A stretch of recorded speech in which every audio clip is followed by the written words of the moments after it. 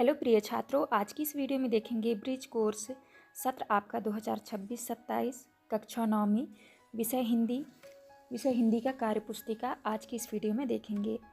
तो प्यारे बच्चों, देख लीजिए, इस तरह से आपका 2026-27 की आपकी न्यू वर्क बुक है, आप अच्छे से देख लीजिए। तो चलिए आज की इस वीडियो में देखेंगे। यहाँ पे देख लीजिए, सभी विषयों के नाम दिए गए हैं। देखिए, सप्ताह पहले में आपका दिया है भाषा का आधारभूत ज्ञान, हिंदी वर्णमाला, सभी वर्ग, उच्चारण, स्थान, मात्रा। तो आज की इस वीडियो में देखेंगे सप्ताह पहला के क्वेश्चन आंसर। तो देख लीजिए, ये रहा आपका सप्ताह पहला। सप्ताह पहला में आपका दिया है भाषा का आधारभूत ज्ञान। तो आपको जो है इसको अच्छे से पढ़ लेना है। और यहाँ पे देखिए लिखा है भाषा की संरचनात्मक इकाइयाँ। तो संरचनात्मक इकाइयाँ में देखिए, सबसे पहला है ध्वनि। यह भाषा की सबसे छोटी और आधारभूत इकाई है।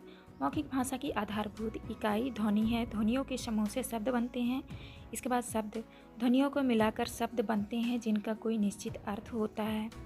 इसके बाद है वाक्य। कई शब्दों को व्याकरण के नियमों के अनुसार एक निश्चित क्रम व्यवस्थित करने पर वाक्य बनते हैं जिनसे विचारों का संप्रेषण होता है।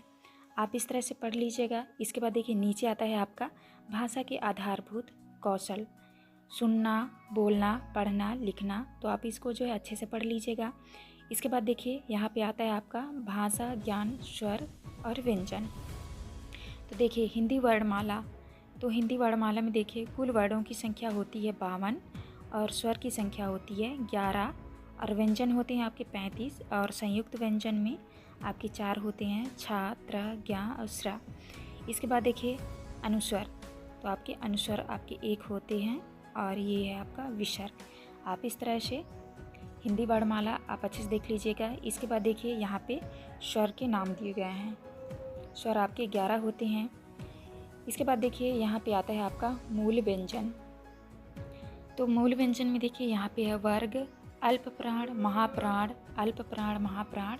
तो इस तरह से आपका मूल व्यंजन है। आप जो है इनको अच्छे से देख लीजिएगा। इसके बाद देखिए नेक्स्ट आता है यहाँ पे आपका वर्णों के उच्चारण स्थान। देख लीजिए वर्णों के उच्चारण स्थान। यहाँ पे नासिका से निकलने वाले वर्ण आपके ये हैं।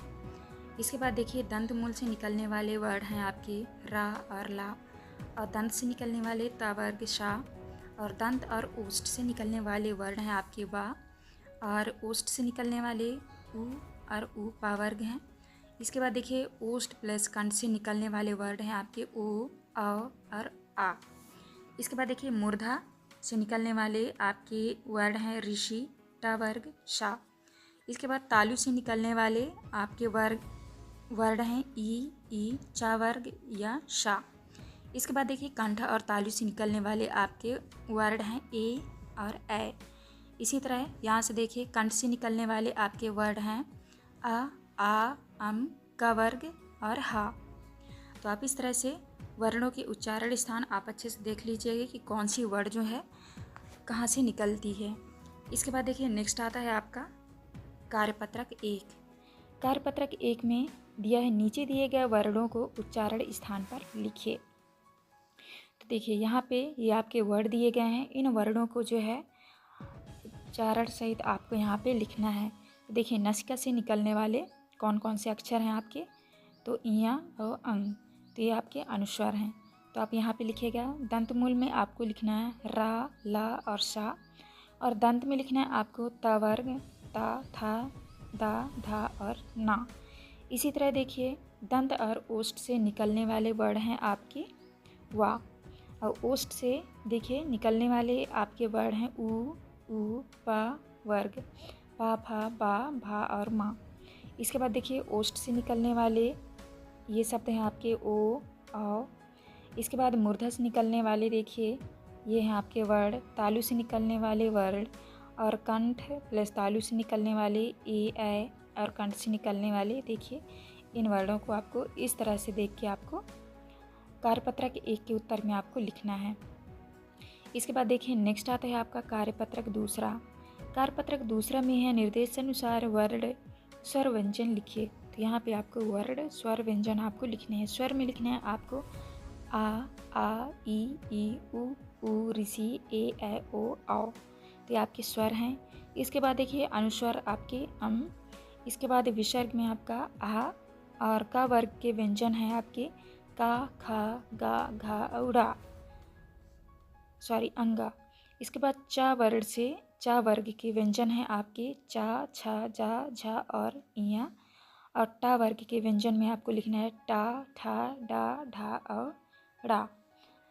ता वर्ग के व्यंजन तो आपको लिखना है ता, था, दा, धा, ना। इसके बाद देखिए यहाँ पे पा वर्ग से पा, फा, पा, भा, मा और यहाँ पे या से या, रा, ला, वा। तो इसी तरह आपको इस तरह से देख के आपको लिख लेना है। और यहाँ पे देख लीजिए द्विगुण व्यंजन में आपका रहेगा डा, उड़ा। आप इस तरह करेंगे। इसके बाद देखिए नेक्स्ट आता है आपका कार्यपत्रक 3।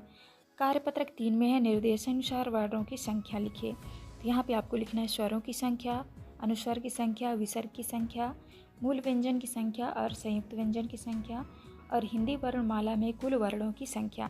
तो देखिए स्वरों की संख्या होती है आपकी 11 और अनुस्वर 1 और विसर्ग होता है आपका 1 और मूल व्यंजन की संख्या होती है 33 और संयुक्त व्यंजन आपके 4 होते हैं और हिंदी वर्णमाला में कुल वर्णों की संख्या 52। आप इस तरह से कार्यपत्रक 3 में लिखेंगे। इसके बाद देखिए नेक्स्ट आता है आपका कार्यपत्रक 4। कार्यपत्रक 4 में है वर्णों को जोड़कर संयुक्त अक्षर बनाइए। तो देखिए इन वर्णों को जोड़ के जो है आपको संयुक्त अक्षर बनाने हैं। देखिए यहाँ पे छा है तो का प्लस सा, दूसरे में है छा तो यहाँ पे आधा ता प्लस रा और यहाँ पे है छा आधा जा और ज्ञा और यहाँ पे लिखना है आधा सा और रा। आपको इस तरह से कार्यपत्रक 4 में लिखेंगे। इसके बाद देखिए नेक्स्ट आता है आपका कार्यपत्रक 5। कार्यपत्रक 5 में आपका पहला क्वेश्चन है कंठ से उच्चारित होने वाले वर्ड लिखिए और बोलकर देखिए। तो देखिए कंठ से जो आपके शब्द निकलते हैं उच्चारण आपको यहाँ पे लिखना है। तो देखिए कंठ से निकलने वाले वर्ड हैं आपके आ, का, खा, गा, घा, अंगा और हा और विसर्ग है। इसके बाद इन्हें कंठ वर्ड कहा जाता है। इसके बाद देखिए दूसरे में है तालु से उच्चारित होने वाले वर्ड लिखिए और बोलकर देखिए। तो देखिए तालु से निकलने वाले वर्ड आपके कौन कौन से हैं ई, चा, छा, जा, झा, इया, या और सा। इन्हें तालु वर्ड कहा जाता है। आप दूसरे के आंसर में करेंगे। इसके बाद देखिए नेक्स्ट आता है आपका तीसरा दांतों से उच्चारित होने वाले वर्ड लिखिए और बोलकर देखिए। तो देखिए दांतों से निकलने वाले आपके उच्चारण है था, दा, धा, ना, ला और सा। इन्हें दंत वर्ड कहा जाता है। इसके बाद देखिए नेक्स्ट है आपका चौथा ओठों से उच्चारित होने वाले वर्ड लिखिए और बोलकर देखिए। देखिए ओठों से निकलने वाले वर्ड हैं आपके ऊ, पा, फा, बा, भा और मा। तो इन्हें ओष्ठ वर्ड कहा जाता है। इसके बाद देखिए नासिका से उच्चारित होने वर्ड लिखिए और बोलकर देखिए। देखिए नाक से निकलने वाले ये हैं आपके अनुस्वर वर्ड। इन्हें नासिका वर्ड कहा जाता है। प्रत्येक वर्ग का पंचम वर्ड। आप इस तरह करेंगे। इसके बाद देखिए नेक्स्ट है आपका मूर्धा मस्तिष्क से उच्चारित होने वाले वर्ड और बोलकर लिखिए। तो देखिए मस्तिष्क से निकलने वाले आपके उच्चारण आप इस तरह से लिखेंगे। इन्हें मूर्ध वर्ड कहा जाता है। इसके बाद है कंठ एवं तालु से उच्चारित होने वाले वर्ड लिखिए और बोलकर देखिए। तो देखिए कंठ और तालु से निकलने वाले वर्ड हैं आपके ए और ए। इन्हें कंठ तालु वर्ड कहा जाता है। नेक्स्ट है आपका दंत और तालु से उच्चारित होने वाले वर्ड लिखिए और बोलकर देखिए। देखिए दांत और तालु से निकलने वाले ना, ला, सा, रा और जा हैं। इन्हें वर्तस्य वर्ड भी कहा जाता है। आप इस तरह करेंगे।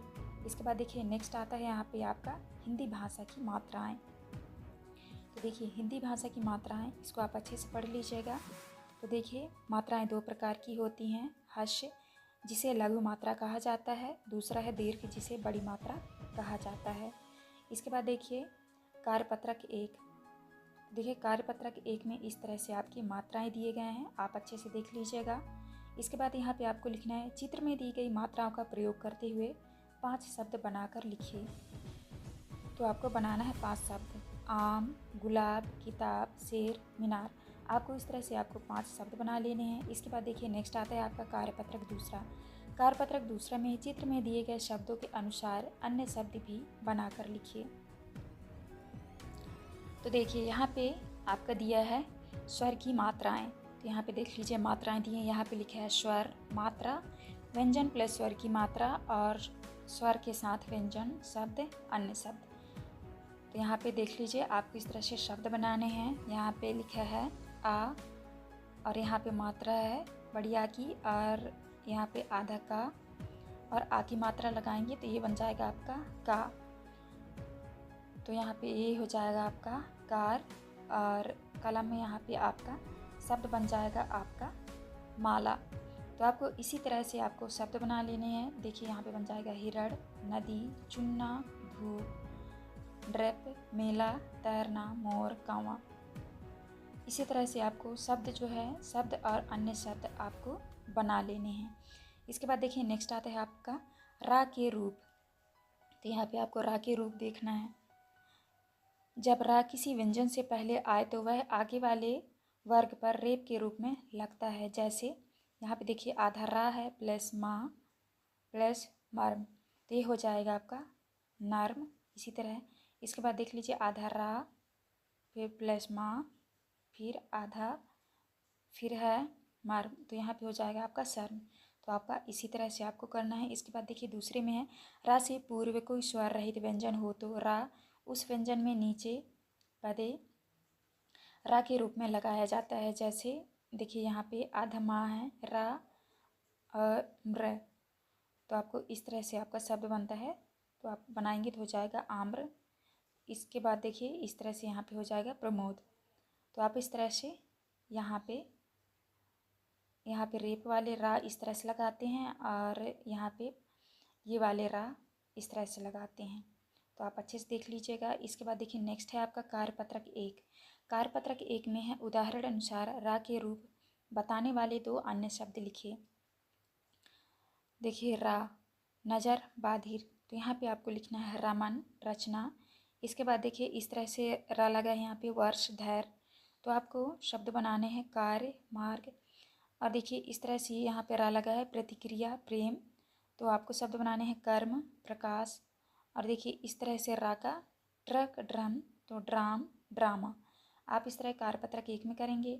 इसके बाद देखिए नेक्स्ट आता है आपका यहाँ पे दिया है रा की मात्रा, आप इसको अच्छे से पढ़ लीजिएगा। यहाँ पे है ए आर, ए का प्रयोग कैसे होता है, आप इनको अच्छे से देख लीजिएगा। तो प्यारे बच्चों यहाँ पे जो हमारी वीडियो कंप्लीट होती है, इस वीडियो में जो हमने सभी कार्यपत्र के आंसर करा दिए हैं, आप अच्छे से देख के लिख लीजिएगा अपनी बुक में। और चैनल में नहीं हुए तो चैनल ज़रूर सब्सक्राइब करके जाएं, जिससे कि आने वाली हर एक वीडियो का नोटिफिकेशन जो है आपको मिल सके। तो चलिए मिलते हैं आप नेक्स्ट वीडियो में।